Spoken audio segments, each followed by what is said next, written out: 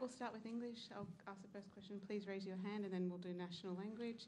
Caroline, not the way you probably wanted to win your first match back here, but what were you pleased about in that first set in terms of your form? I think all in all, I think I played pretty consistent. I tried to stay aggressive, try and get close to the lines and move the ball around, and I feel like I did that pretty well. We had some good long rallies to start off, and yeah, it's definitely not the way that you want to win. You want to see your opponent be healthy, but I saw she tweaked her leg at one point there late in the first set, and I wasn't sure what was happening, and then I just tried to keep my head cool and was expecting her to finish, but it obviously was bad enough where she felt like she couldn't. Okay, who'd like the first question? Yep, right there. Yep. Can I just take you to matters back home? I think it's only a couple of hours away that the new King and Queen of Denmark are going to take the throne, including Australia's Princess Mary, soon to be Queen Mary. You've met them, I believe. What are your thoughts on that? Well, I think it's very exciting. You know, I hope that I'll get to see it, somehow stream it or do something, because I think it's obviously not very often that this happens, and it's such a historic moment, and I think they'll be great king and queen of Denmark, and I think they'll represent our country in an amazing way. They already have as the crown prince and crown princess, but you know, it's definitely a very special moment for our country happening at the moment. And you've met them before, haven't you? I have, yes. Matt, yep. Caroline, how does how you are now and in an opening match here at this Grand Slam compare with when you were coming back to the court in August and playing those first matches at the U.S. Open? I don't know. I think, you know, coming back the first couple of matches that I played, not really knowing, I felt like I knew where my level was at, but obviously until you play a proper full match in a real tournament, you don't really 100% know. And so now I feel like I came into this tournament and this year knowing exactly where I was, where I need to be, and what I need to work on. And so it's a little bit different, but at the same time, I think, you know, I have nothing to lose and everything to win. Okay, Courtney? Caroline, I don't know if you would have remembered or not, but when you started to kind of practice back on these courts, hit on these courts, and then now obviously play on a match court, is everything playing the way that you're used to? Do you slide right back into it, or do you sense that there are differences, whether it's balls, conditions, bounce, speed? I think every year there's slight differences, and that happens, you know, for various reasons. But I think generally the court is medium fast. I think it's I don't know if it's slightly slower than normal, especially the main courts, but I think it's pretty much the same. The big difference is the ball. When I played was the Wilson. Now we're playing with Dunlop. And it's definitely heavier. It's a heavier ball, and it gets, you know, it quickly kind of runs bigger, fluffs up. But again, I feel very comfortable playing here, and I feel comfortable with the ball. I feel very just thrilled to be here. I immediately, when I stepped foot on these courts and in this area, I felt right at home. So I think it's a special place for me, and always will be. Next question in English. Matt? Has this all been harder or easier than you thought it was going to be, or about what you bought it, you signed up for? I don't know. I think about where I thought it was going to be, but obviously, you know, I'm no spring chicken anymore. So, you know, my body, I just really need to be careful with it and really treat it accordingly. And that's what I think I've learned also in the off season, just to really be diligent with everything that I do. And I think that's the main thing, you know. I've played for so many years and been able to push my body to the brink, you know, almost every day for that whole time. And now I really got to be more, you know, careful with what I do and how I do things. Careful in terms of like recovery, stretching, yeah, more recovery, stretching, warming up. It's I no longer can just be like, okay, I'm, you know, 1 minute, I'm a little, that's fine, we'll just start playing. I really got to do my my due diligence with the warm-ups and cool-downs and stuff. Courtney? Remember then, early on, back in teenage Wozniacki years, like, what was your warm-up like how, and cool-down, like, how different is it compared to now? Actually, when I was really young, I had a coach who made me show up 15 minutes early every time and had to do these special stretches, and I had to warm up, and that was, the routine every single time. And then kind of as I got a little older, probably in my 20s, I was like, oh yeah, I'll warm up. Of course, I don't want to get hurt, but sometimes it would be a little less, a little more, and then now I really need to go back to how I did when I was young and really be there early.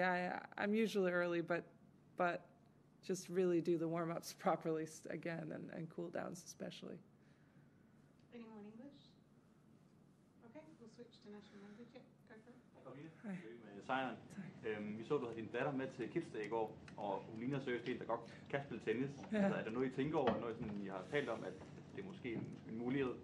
Hun er faktisk ret god til tennis. Hun spiller ikke så ofte med de rigtige bolde, og i går var de rigtige, altså tunge tennisbolde. Hun spiller normalt med sådan nogle skumbolde. Hun har rigtig god koordination. Hun er også rigtig god til fodbold og golf, og jeg tror bare generelt, hun har ret god koordination. Så jeg ved ikke rigtig, hvad det bliver til, men vi skal i hvert fald holde hende inden for sport, for hun har så meget energi, så hvis vi ikke har hende udenfor, så er vores hjem i hvert fald,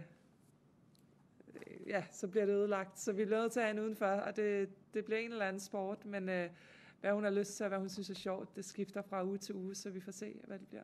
Vi snakker også med David her efter kampen. Han siger, at han har altid sådan en sort t-shirt på, fordi at, han tør ikke andet, så længe du vinder. Sådan en form for overtro. Er det noget, har du haft noget med det at gøre, eller har du også overtro på den forstand? Nej, David er mere overtroisk, end jeg er, det er helt sikkert. Og det tror jeg altid, han har været. Så, men hvis det fungerer, så skifte. Du har jo kommenteret mange tenniskampe her, mens du har stoppet, og nu er du så kommet tilbage. Er det helt droppet? Har du stadig mulighed for at kunne kommentere på ESPN for eksempel, mens her i dit comeback, eller er det først, når du er færdig igen? Jeg tror, det kommer lidt an på, hvad jeg har lyst til, og hvordan og hvorledes. Men jeg synes, det har været rigtig, rigtig sjovt at være en del af både ESPN og Tennis Channel, og jeg synes, at det var ret lærerigt. Men det er klart, mens jeg spiller, og mens jeg er i midten af det hele, og med 2 børn og sådan, så har jeg simpelthen ikke tiden til det. Men igen, US Open, der stod døren åben, og hvis jeg havde lyst, da jeg var færdig med at kommentere, så måtte jeg gerne det, men jeg var simpelthen for træt. Jeg har ikke rigtig nogen planer lige nu, men vi får se. Jeg talte lige lidt om det før, men der sker jo noget rigtig stort derhjemme i Danmark. Kommer du til at sidde klistret til skærmen her, når tronskiftet skal ske, eller hvordan? Ja, jeg håber, jeg kan finde det. Jeg vil rigtig, rigtig gerne se det. Det er et kæmpe historisk moment, og få lov til at være en del af det, selvom man er på den anden side af verden. Det er ret specielt, så det håber jeg på.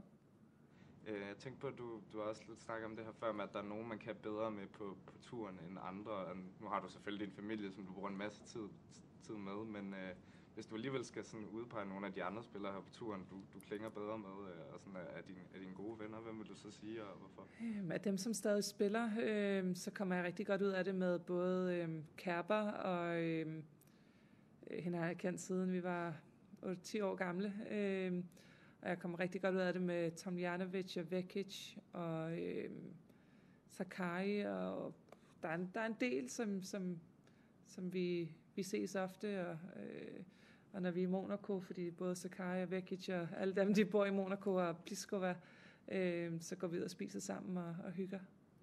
Der er også familien, en rigtig stor en med, som du har med på slip, kan man sige. Hvordan fungerer det sådan egentlig for jer logistisk, tænker jeg på? Hvordan bor I, og hvordan virker det for jer? Jamen her bor vi på hotel. Normalt kan jeg meget godt lide at have et hus, så det gør tingene lidt nemmere. Men her bor vi på hotel, og det fungerer fint. Vi har en del værelser, så vi er alle sammen spredt lidt ud, og så har vi nogle værelser, der kan komme ind til hinanden, kan man sige, som der er sådan en connecting dør. Så det er sådan, børnene har deres egen senge, kan man sige, så de sover i sådan nogle kryber, og så de kan ikke komme nogen sted hen, men så har de connecting døre til vores værelser. Hvad laver I sådan, nu sætter du pris på at have noget fritid om eftermiddagen, og sådan, hvad kan I for eksempel finde på at lave? Jamen, vi har haft børn i akvariet. I dag var de der igen, men vi var der i går. Og i Auckland var vi i zoologisk have, ellers har vi været i parken og spillet fodbold og løbet lidt rundt.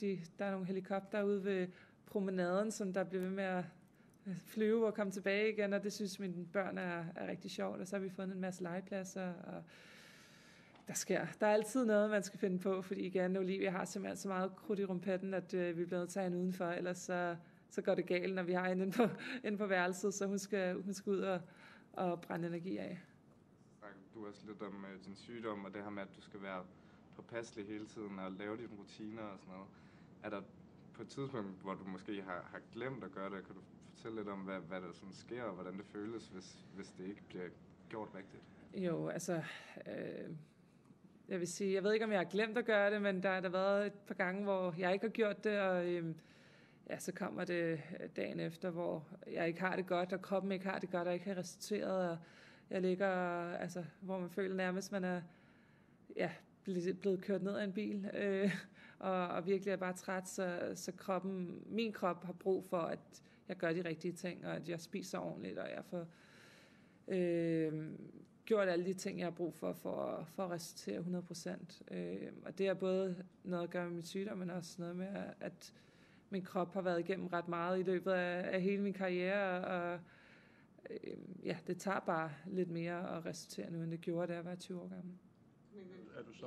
Er du så i den henseende glad for, at du fik en kort kamp kontra at kunne have spillet nogle flere sæt, altså flere skarpe sæt? Nej, altså ideelt så vil jeg rigtig gerne bare spille hver anden dag, og så er man inde i rutinen, og så kan man træne, og man er klar til næste kamp, og du er sådan inde i en rytme, og man spiller sin sæt, og så er man videre. Men igen, det vigtigste for mig er bare, at jeg har vundet, og jeg er videre til næste kamp. Men det er da helt sikkert lidt anderledes, at jeg har 2 dage fri nu. Det føler jeg ikke rigtigt, jeg havde brug for. Din far blev spurgt til i forhold til, hvor du var henne niveaumæssigt i forhold til US Open. Han sagde, at du er faktisk bedre på træningsbanen. Det gælder bare lige om at få de kampe. Føler du også selv, du er der? 100%. Jeg synes, jeg er meget bedre nu, end jeg var til US Open. Igen, det er anderledes at spille træningskampe, end det er at spille rigtige kampe, men på træningskampene har jeg kørt folk over, og det siger jeg på en meget positiv måde, fordi at jeg føler virkelig, at jeg rammer den så ren, som jeg har gjort, og spiller så godt, som jeg har gjort, men det er klart, igen, når man ikke har spillet rigtige kampe, man skal lige ind i det igen, og finde den rytme.